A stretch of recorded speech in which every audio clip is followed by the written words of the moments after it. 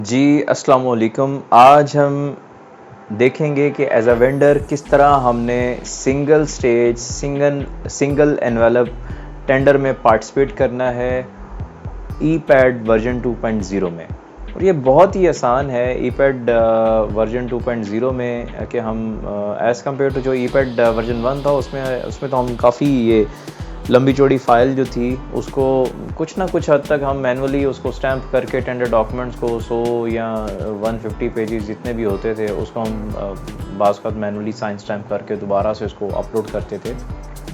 और उसके बाद हम क्या करते थे कि टेंडर ओपनिंग जिस दिन डेट होती थी उस दिन हम फिज़िकली बिड सिक्योरिटी लेके जाते थे।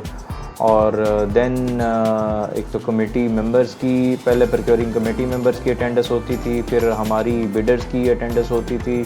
उस अटेंडेंस को मैनुअली अपलोड किया जाता था। उसके बाद फिर सबके सामने बैठ के वो टेंडर को ओपन किया जाता था स्क्रीन पे।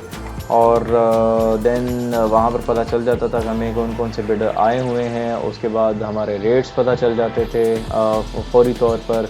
तो लेकिन ईपैड वर्जन 2.0 में हम क्या करेंगे कि हम जाएंगे सिंपल बिड सिक्योरिटी सबमिट करवाएंगे और बिड सिक्योरिटी सबमिट करवाने के बाद ना तो हमारी अटेंडेंस लगेगी, ना वो प्रोक्योरिंग कमेटी जो बैठी होगी उनकी अटेंडेंस लगेगी। ईपैड वर्जन 2.0 पर हम सिंपल बिड सिक्योरिटीज़ दे के और बिड सिक्योरिटी जैसे ही वो इंटर करेंगे वेरीफाई होती जाएगी और मेरे ख्याल से विद इन 1 मिनट आप फ्री होके आप वापस अपने वो क्या कहते हैं कि आप वापस अपने ऑफिसेज़ की तरफ मूव कर जाते हैं।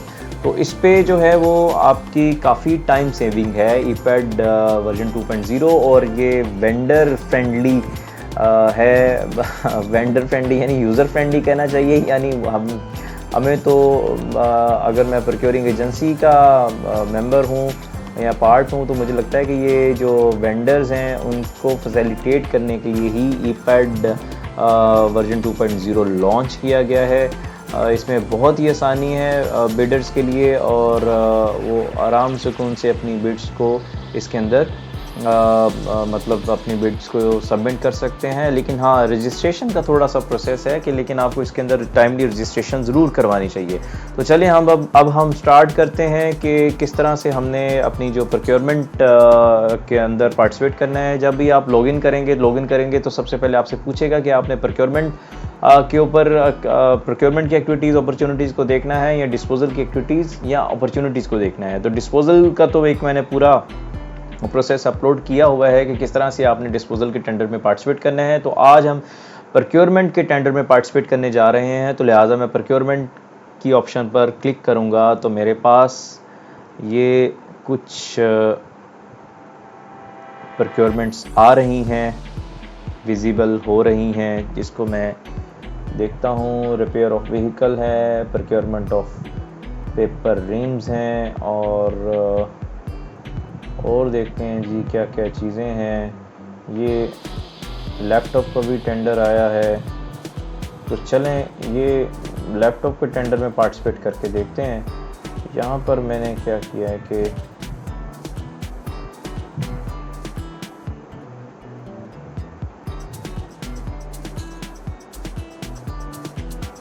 ये लैपटॉप का टेंडर है, इसको मैं इस तरह से व्यू करूँगा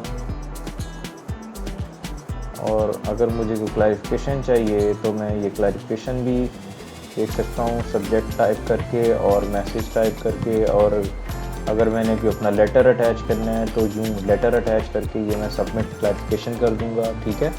और उसके बाद अगर कोई क्लैरिफिकेशन आई है तो मैं व्यू क्लैरिफिकेशन को इस ऑप्शन पे जाके देख सकता हूँ। और एक ग्रीवेंसेस करनी है तो मैं ये वाली जो ऑप्शन है इसके ऊपर क्लिक करूँगा।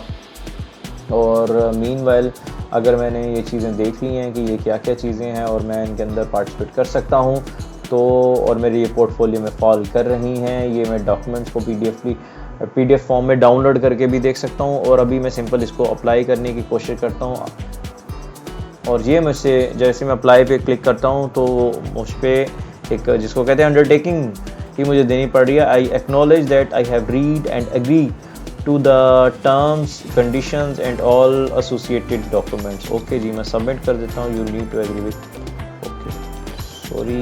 ये अप्लाई करने के बाद मुझे इस पे चेक करना है और ये यहाँ पर देखें जो बेसिक क्राइटेरिया रखा है वो अगर मैं इस सब क्राइटेरिया पर फुलफ़िल कर रहा हूँ तो मैं इस पर चेक करूँगा और अपना जो है ये सर्टिफिकेशन की जो सपोर्टिंग है डॉक्यूमेंटेशन है वो अपलोड करूँगा। उसके बाद इसके ऊपर भी मैं देखता हूँ कि ये मेरी सारी जो है वो क्राइटेरिया उसकी डॉक्यूमेंटेशन और रजिस्ट्रेशन कंप्लीट है, तो मैं डॉक्यूमेंट्स इसके अटैच करता जाऊँगा ताकि जो एवेल्यूएशन कमेटी है वो मुझे नॉन रिस्पॉन्सिव या डिस्क्वालीफाई ना कर दे। और अब मैं सेव एंड नेक्स्ट करूँगा। तो ये प्रोक्योरमेंट ऑफ लैपटॉप्स हैं, बिट सिक्योरिटी 20,000 है, क्वांटिटी 5 है। ओके, मैं इसको कर देता हूँ। अब मैं सेव एंड नेक्स्ट पे क्लिक करूँगा। सेव एंड नेक्स्ट पर क्लिक करने के बाद मैं ऐड पेमेंट करूँगा। ऐड पेमेंट में मैं बैंकर चेक या CDR अटैच कर रहा हूँ लेट से, तो मैं CDR का नंबर, अच्छा ये नंबर बड़ा मैंने केयरफुली एंटर करना है। एज अ वेंडर आपने बड़ा केयरफुली एंटर करना है, ठीक है, और ताकि कोई मसला मसाइल ना हो। बिडर्स प्रोक्योरिंग एजेंसी जो टेंडर ओपन कर रही होती है वो आपका यही number at the time of bid opening enter करती है, और साथ जो आपने इसकी PDF अटैच करनी है, ये वैल्यूएशन कमेटी को शो होगा, आपने पे नाउ कर देना है। उसके बाद ये आपने सेव एंड नेक्स्ट पे क्लिक करना है। सेव एंड नेक्स्ट पे क्लिक करेंगे तो please ensure the specification for all lots and items are added. अच्छा जी, अब मैं इस पर क्लिक करूँगा तो ये जैसे एक स्पेसिफिकेशन मांगी गई हैं, प्रोसेसर ये चाहिए, रैम ये चाहिए और स्टोरेज ये चाहिए, डिस्प्ले ये चाहिए।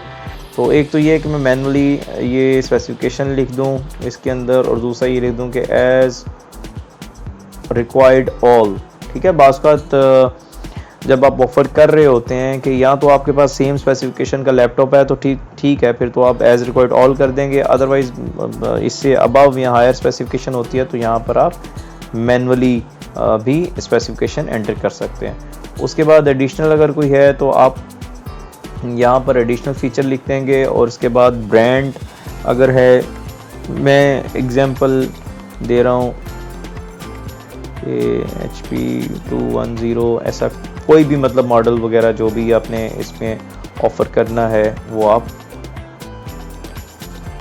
इसको सेव कर दिया मैंने। अब आप अगले प्रोसेस में जाएंगे।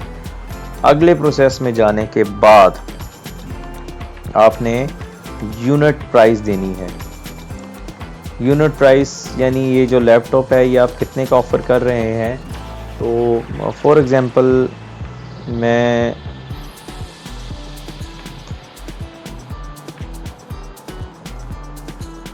2 लाख इसकी प्राइस दे रहा हूँ। कंट्री ऑफ ओरिजिन मैं चाइना कर देता हूँ। उसके बाद सेव एंड नेक्स्ट में जाता हूँ तो मेरे पास bid clarification additional documentation required by procuring agency. अब ये एडिशनल डॉक्यूमेंटेशन जो है वो मैं यहाँ पर करके देखता हूँ कि ये जनाब file size exceeds the minimum limit of 10 MB, please upload a smaller file. तो फिर मैं स्मॉलर फाइल जो है वो अपनी फ़ाइल को कंप्रेस कर लूँगा। उसके बाद एडिशनल डॉक्यूमेंट में मैं कोशिश करता हूँ अपनी फ़ाइल को 10 MB से कम रखूँ। और ये भी प्रोक्योरिंग एजेंसी ने एक रिक्वायरमेंट की थी कि जी मैन्युफैक्चरर ऑथराइजेशन / डीलर ऑथराइजेशन होना चाहिए आपके पास। उसके बाद आगे क्या है, procurement of laptop, select import local imported to be imported. चलें ठीक है, मैं इंपोर्टेड पे क्लिक कर लेता हूँ। उसके बाद अब मैं सेव एंड नेक्स्ट करता हूँ। तो पास्ट एक्सपीरियंस के हवाले से डॉक्यूमेंटेशन रिक्वायर्ड है, तो मैंने केयरफुली इससे जो रिलेटेड रेलिवेंट डॉक्यूमेंटेशन होगी वो अपलोड कर देनी है। अच्छा, ऐसा ना करें, नॉन सीरियस एटीट्यूड ना रखें अपना। जो डॉक्यूमेंट्स प्रोक्योरिंग एजेंसी ने जिस सेक्शन में मांगी है कोशिश करें कि उस सेक्शन में वही डॉक्यूमेंटेशन अटैच करें। मतलब अभी ये नया नया है, प्रोक्योरिंग एजेंसी माइट भी आप थोड़ी सी रिलैक्सेशन दे दें, लेकिन अगर आपकी ये हैबिट बन जाएगी कि आपने एक स्टैंडर्ड डॉक्यूमेंट बना ली है, फ़र्ज़ करें 5-6 सफ़ों की आपने अटैचमेंट कर दी और हर जगह पे वही अटैचमेंट लगा रहे हैं, तो ये एक मुनासिब और एक अच्छा इंप्रेशन नहीं पड़ता आपका। अच्छा, उसके बाद नोट सबमिटेड, हाँ, ये जैसे ये मांगी गई हैं कुछ चीज़ें, और अगेन इस पे आपने देखें कि ये यहाँ पर था मैंडेटरी यस, ठीक है, और यहाँ पर मैंडेटरी नो है, तो इसको आप नहीं लगाएंगे। और अगर आप लगाना चाहते हैं, ठीक है, तो आप अटैच भी कर सकते हैं। और अगेन क्योंकि मैंडेटरी नो है तो मैं इसको फिल नहीं कर रहा, अटैच नहीं कर रहा डॉक्यूमेंटेशन को जिसके ऊपर मैंडेटरी था। दोबारा मैं देख रहा हूँ, ये मैंडेटरी यस लिखा हुआ है, इसको मैंने फिल कर ली है, अटैच कर दिया सॉरी डॉक्यूमेंट्स को, रेलिवेंट सपोर्टिंग को। अब मैं आगे जा रहा हूँ, आगे जाके मैं ये देख रहा हूँ चीज़ें कि ये इंस्पेक्शन के हवाले से मेंशन है कुछ और डिलीवरी के हवाले से मेंशन है, तो मैं फिर इसको, और इसके अलावा ये क्वांटिटी इंक्रीज़ डिक्रीज़ और एलडी के बारे में लिखा हुआ है और फॉर्म ऑफ परफॉर्मेंस गारंटी के बारे में लिखा हुआ है, तो ठीक है, ये मेरे लिए एक्सेप्टेबल है। मैं एग्री एंड नेक्स्ट करूँगा। तो